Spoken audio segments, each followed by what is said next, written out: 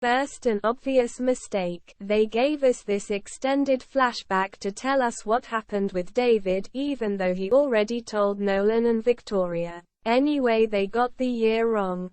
'Cause from his tombstone and the previous seasons we know he died in 2002, just months before Amanda turned 18. And finally could leave prison for good. I cannot understand why they should make this change by any other reason than by mistake. Anyway, they should have showed us this flashback far sooner. Now it is just redundant. About Louise's brother. As I said, I like her backstory and was thrilled to dive deeper into this. Louise is a real good distraction from the mess the writers put themselves in with David's backstory. And I adore how this looks like two different worlds. With Emily, David and their revenge plot, we have all these earthy brown, blue and gray colors. All bleak and not at all colorful. But with Nolan and Louise we get these rather bold pastels and strong colors like rich red, yellow and dark blue. Even the beach club with the harbor picture in the background, and all this light looks more bright than the manor and the beach house. So yeah, it looks like Emily and the show itself is torn between two rather extreme opposite worlds. This cold and dark revenge game, first with Malcolm Black and later with Margaux and Victoria. And this fun, hope and colorful world of Nolan and Louise. I cannot remember if we had this in the other seasons before. Yeah, we had always some kind of rich against poor, with the Porter boys on the one side, the Graysons, Emily and Nolan on the other side as the 1%er. Anyway, this little conversation between David and Emily shows the difference between the two. He resorts to short-headed solutions and violence, which is why he killed Conrad and now wants to kill Victoria. At first this seems more ruthless and aggressive than Emily. But her talking about letting Victoria mourn her son and being alone for the rest of her life shows us how merciless she can be. 'Cause this is a far graver and greater punishment for Victoria. About Emily finally meeting Louise and helping with her brother. This was a nice idea of Nolan and kept us occupied while Malcolm was gathering information and planning his next steps. Another thing I forgot, I love those quite little scenes between Emily and David, and I am happy that they found reasons to squeeze these in. I know it is just a red herring, and our fear that Emily would go on the run for several episodes with her father was just a game the writers played with us. But I use this scene very often for my Amanda and David videos. We have such few scenes with them just being father and daughter, besides the flashbacks of course. I just love how beautifully it was filmed and reminds me of Aidan and Emily in their last scene together in season 3. Like they used the white curtains and door of the beach house as kind of a frame for this pairing. They are using the manor right now in a similar way. By the way, a nice touch keeping those white curtains with Emily. I cannot quite remember, but I think Victoria had no curtains on these doors at the first floor. About Jack and David working together behind Emily's back. This was bad, and I do not know what the writers wanted to say us with this ill-conceived plan of David. Should this show us that only Emily can take care of such things, and that David is out of his league, as Malcolm Black himself said it? And these parallels between Jack and David, who both epically fail in this revenge game, are they made on purpose? To show us how incapable the men are without Emily's help. I mean, how could Jack trust this man who is obviously not the same he knew as a kid? And even if he was, how could he trust him to take care of this? We are talking about a dangerous criminal and mobster here. So why not go to the police and the feds? Even more, as Kate has vanished for all the world knows, and no one would suspect that they killed her at this point. And would it not be better to fill Emily in instead of trying to protect her? I mean, Jack knows better than anyone that she is far away from a damsel in distress who must be saved by her dad or any other man. Yes, she had to be saved by Aidan in season 2 because Gordon Murphy attacked her from behind. Daniel and Jack just saved her from Kate, who almost shot her. But I think that these 2 times in 3 years have been the only ones in which she actually needed help to save her life. In Season 1 she defended herself and almost killed Gordon Murphy aka the white-haired man and saved Nolan. Not to forget that she saved Daniel, Jack and Nolan multiple times. In Season 2 she and Fomander fought Nate Ryan on the boat. And in Season 3 she did fight off Victoria's thug. So we and Jack have more than once seen what Emily is capable of all those years. Recently David saw what she can do when she saved him. And you must admit even if she lost against Kate she put on the hell of a fight. So how could Jack not see that she would be a better ally in this conflict with Malcolm Black than David? David's argument that they cannot contact her to protect her identity is fickle at least. No one besides Victoria would tell Malcolm that Amanda is still alive. Even though every major character knows now who Amanda is, they still refer to her as Emily and told no one the truth. So why should they start spilling her secret now? And Malcolm has no suspicion yet that Amanda could be alive. The best argument is for me that Kate could have already told him. So how will they know that Emily is safe? I would say she is never safe as long as a psychopath, but's a target on everyone who had contact with his daughter, which includes her as well. And since Jack and her are tight, she is his son's good mother. Why should he not turn to her for help? Or at least talk with Nolan about all this? Yes, he is occupied with Louise's mess and so is Emily, but they surely would have postponed this if they knew Malcolm is still in the game. About Ben and Emily again.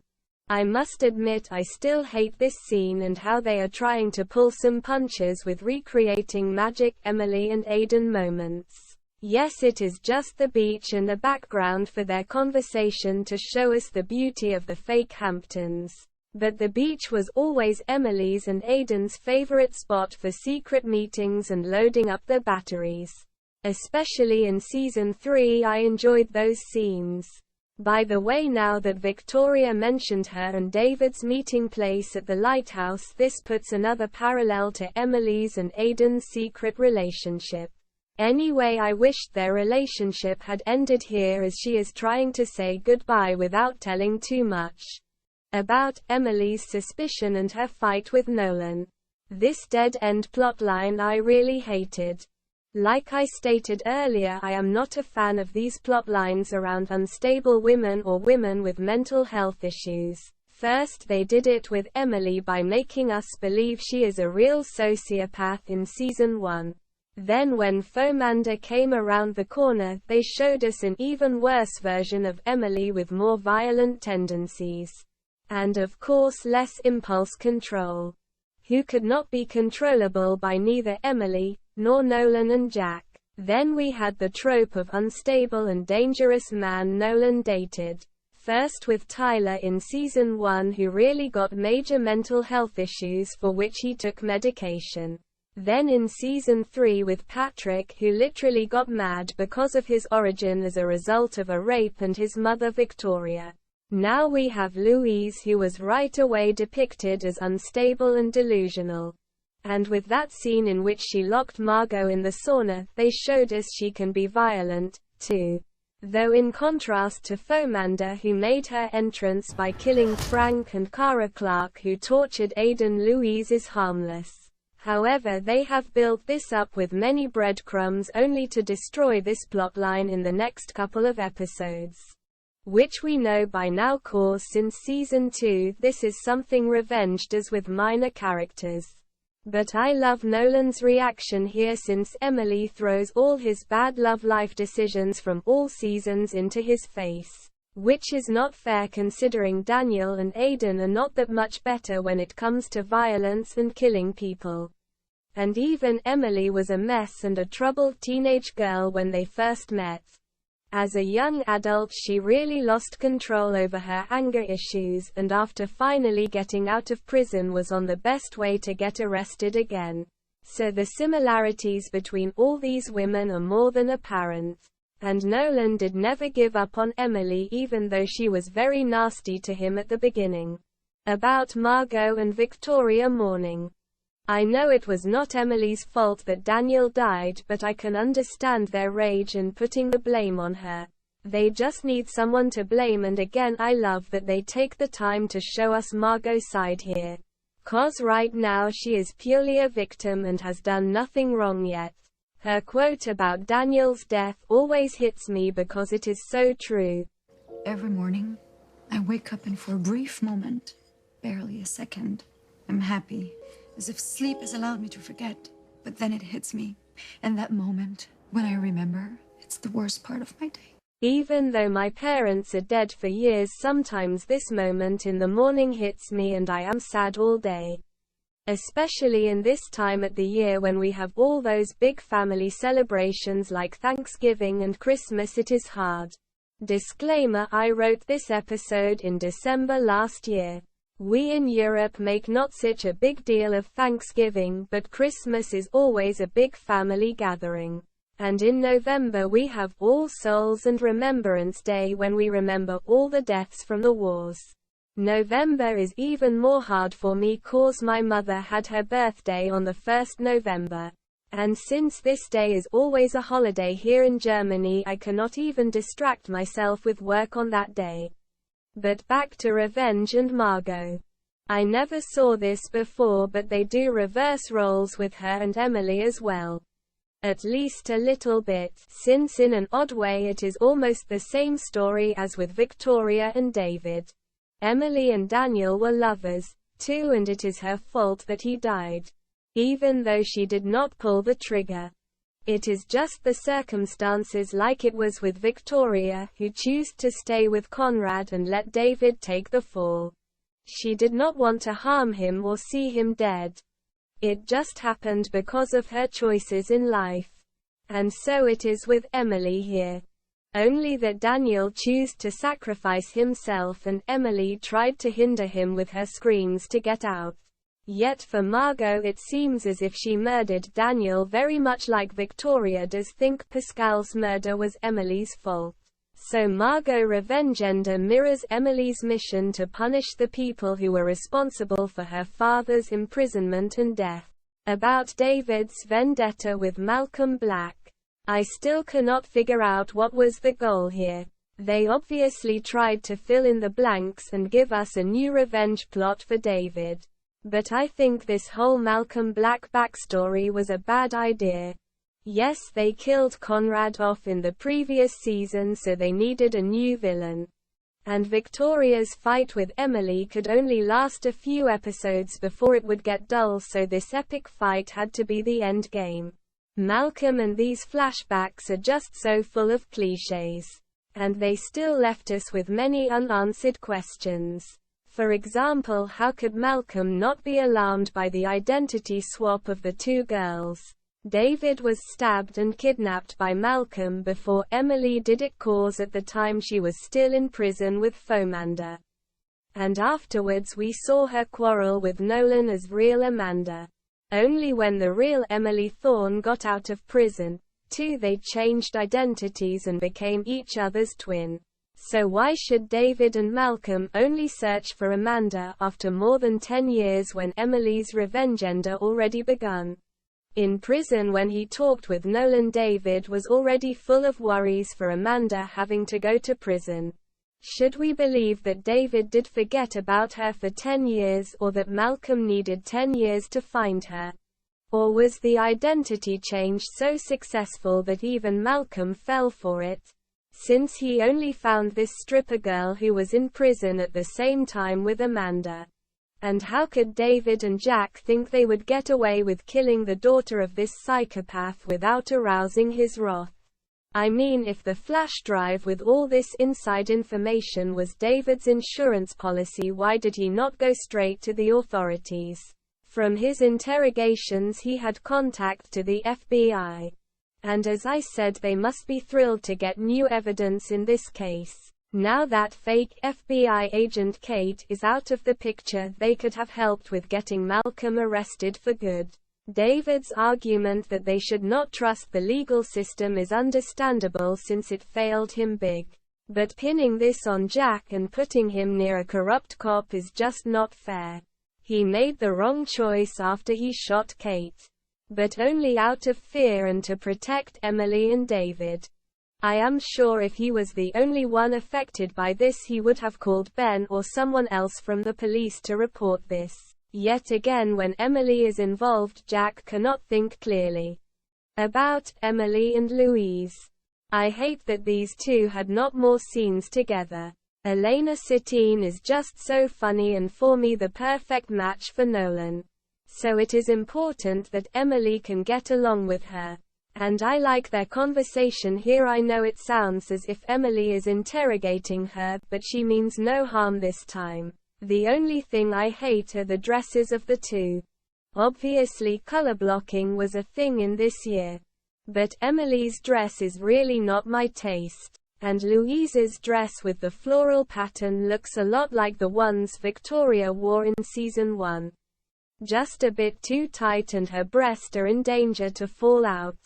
It is mostly due to the good acting of Elena Sittine that I almost forgot what crazy outfits and dresses she was wearing. Maybe they wanted to show how obsessed she is with Victoria by copying her style.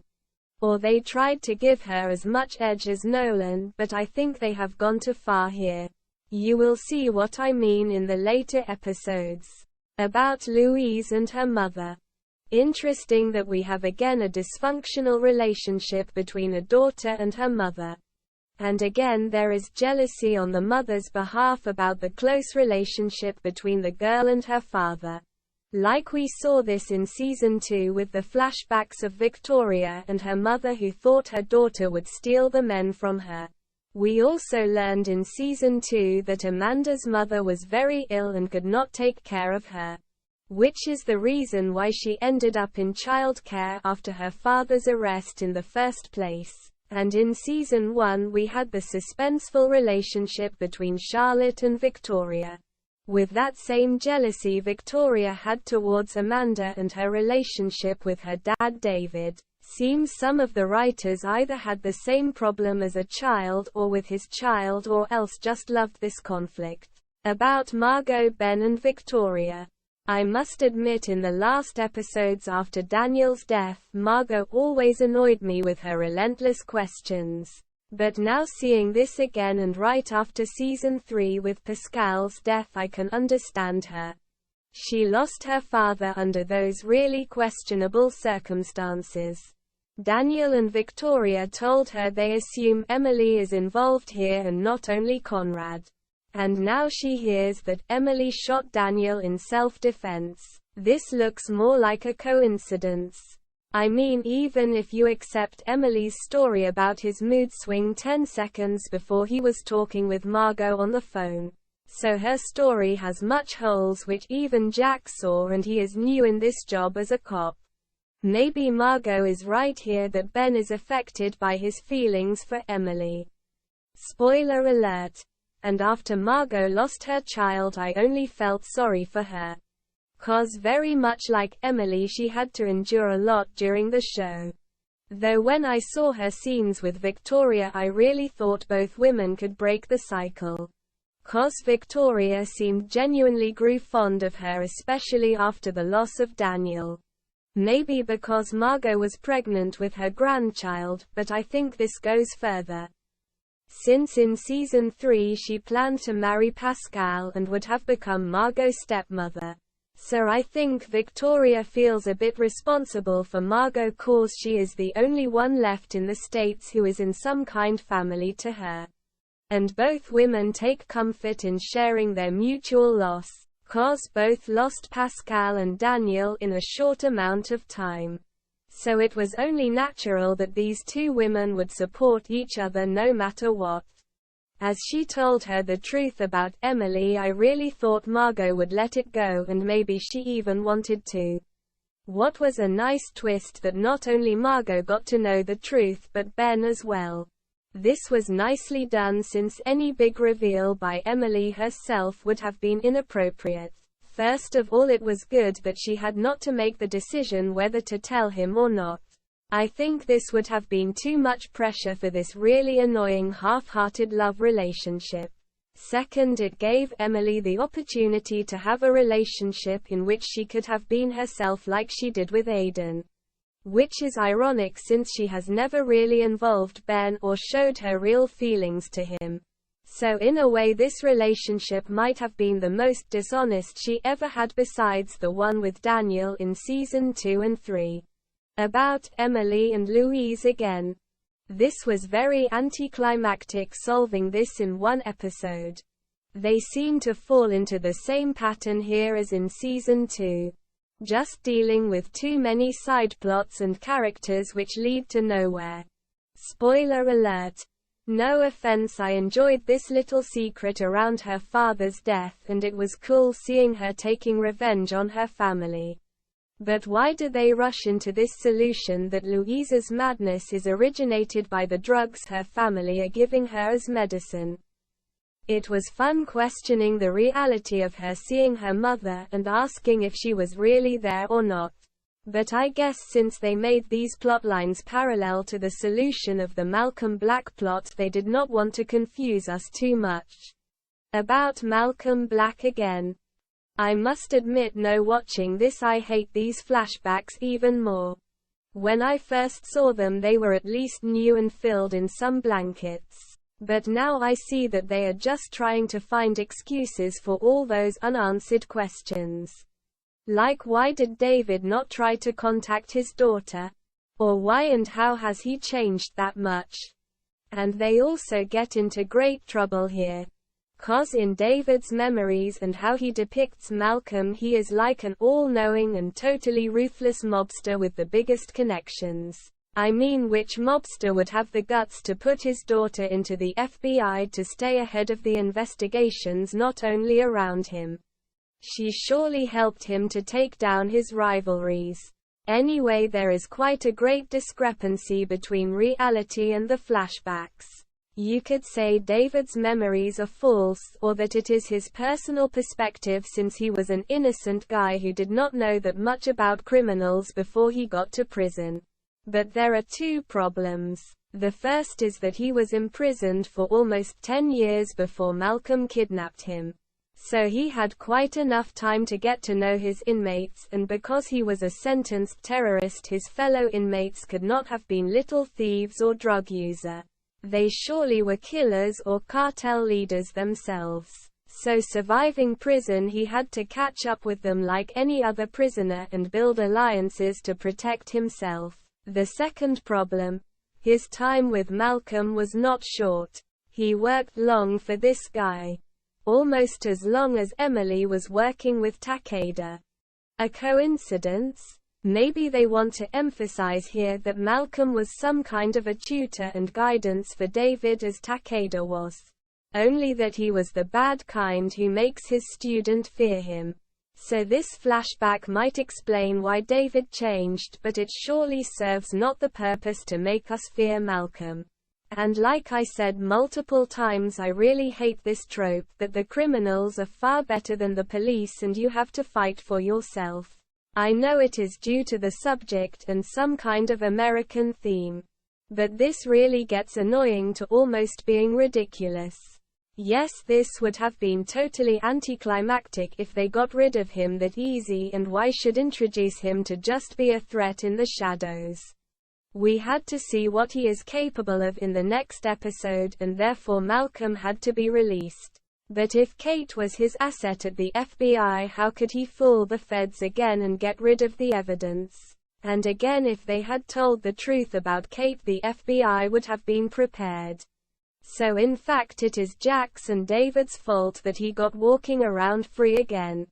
Another thing, later we get to hear that Nolan had a copy on his laptop about all the information he and Emily gathered for her revengenda. And we heard he cloned Kate's phone before he was sending it to Miami. So why exactly should we believe he had made no copy of David's flash drive? I mean, they could have literally go over to Nolan, ask him about it, and go straight to the FBI. They could not possibly bury this evidence twice, so they had to bring Malcolm back at least for questioning. About Emily and Victoria. This last scene was fun because they recreated in some kind their encounter in the finale of season 3 at the cemetery. At first watch I really thought she would take Victoria to Grayson Manor and torture her like she did with that poor guy who worked for Malcolm Black. I guess Emily would have had an even more hard time to control her emotions and hold back. So they had to end the scene less violent with Malcolm Black disturbing this quarrel. From the writer's point of view and knowing that we have some episodes left to fill till the great finale, it was clever giving Emily and Victoria some kind of truce in the next episodes. This ceasefire gave both the time to recreate and for Victoria to gain new allies in form of Margaux and Louise. What I totally forgot and still enjoy is that Emily gets to know through Louise that it was Victoria who brought Kate to her. This little detail is important for hating Victoria and not sympathizing with her too much. Yeah, she is Daniel's mother and lost her son, but it was also her fault and she already wanted to see Emily dead twice this season. First when she sent David to her by calling Emily her arch-enemy. And then presenting Emily and almost revealing her true identity to Kate, Malcolm Black's daughter. So in this season, as much as Victoria must endure, she is no innocent and in fact the real bad. I think what was the crucial failure, but also a nice experiment, is that the writers could not decide if they make her the villain right away. After season 3 with killing Aidan, it seemed obvious that only Victoria could be the big bad in this last season. But like I said earlier, they feared what I had in mind. If they go full speed with this war between the two women, the show would be over in, let's say, 5 episodes. Otherwise it would have been very dull and not much fun to watch seeing those two queens fight each other. So they had to come up with new enemies in the meantime. For me, Margaux and her storyline was great, especially since we have this connection through Daniel between the two women. Malcolm Black was some kind of a typical mediocre villain who was very much theatrically, but not that much dangerous. I know I am telling this way too much this season, but I wish they would have stick to the idea of the first episode. Letting Madeleine Stowe speak the monologue and showing her side of the story was a real cool idea for the last season. Think about it, we could have seen how Victoria is planning her revenge in contrast to Emily, who did a quite perfect job in season 1. But then struggled since the Graysons were fighting back. The poor backstory of David, who is, no offense to James Tupper, really not the main protagonist and just a new addition to the show. I just wished they had ditched the whole Malcolm Black storyline. From the start he was no great villain and a true disappointment since David aroused so much expectations around him. By telling us time and time again how dangerous he is. But besides killing the chief of Hampton's police, which was a really bold move and only shows how bad the police in the Hamptons must be, he did not anything quite dangerous yet. He is just throwing out threats towards Jack and David. Anyway, for me they could have ditched this part and concentrate more on Emily and Victoria right away. They could have shown how she was using David and manipulating him quite longer. Maybe even with Charlotte's help to punish Emily for her lies. Then we would have seen more of nasty Charlotte and Emily would had to try to get both out of Victoria's control. This could have been a great struggle since Emily could have become real emotional here for obvious reasons.